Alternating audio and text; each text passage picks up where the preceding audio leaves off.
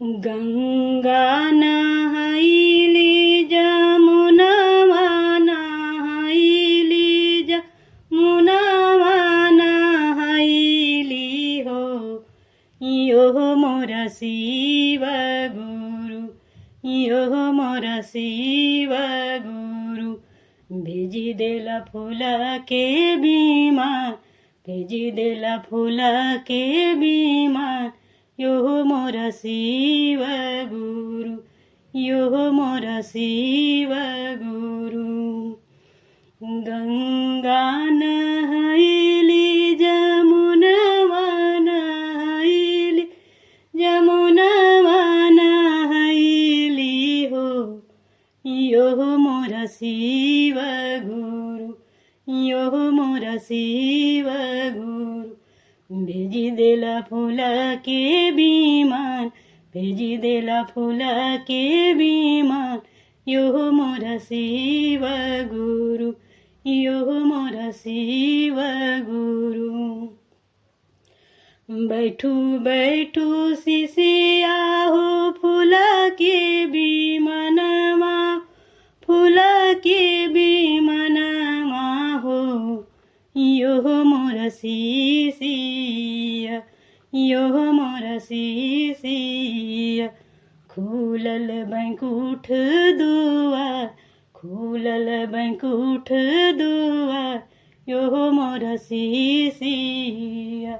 यो मोर शिष्या कैसे हमें बैठब गुरुजी फूल के बीमनमा फूल के बीमनमा हो यो मोर शिव गुरु रोवत स्वामी जी हमार रोवत स्वामी जी हमार यो मोर शिव गुरु यो मोर शिव गुरु कैसे हमें बैठब गुरुजी फूल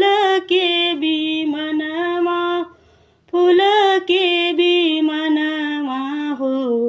यो मोर शिव गुरु यो मोर शिव गुरु रोवत बेटवा हमार रोवत पुतहिया हमार यो मोर शिव गुरु यो मोर शिव गुरु कैसे हमें बैठब गुरुजी फूल के बीमनमा हो फूल के बीमनमा हो यो मोर शिव गुरु यो मोर शिव गुरु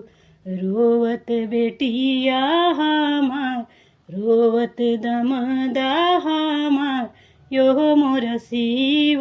गुरु यो मोर शिव गुरु कैसे हमें बैठब गुरुजी फूल के बीमनमा हो फूल के बीमनमा हो यो मोर शिव गुरु यो मोर शिव गुरु रोवत पोतवा हमार रोवत नतिया हमार यो मोर शिव गुरु यो मोर शिव गुरु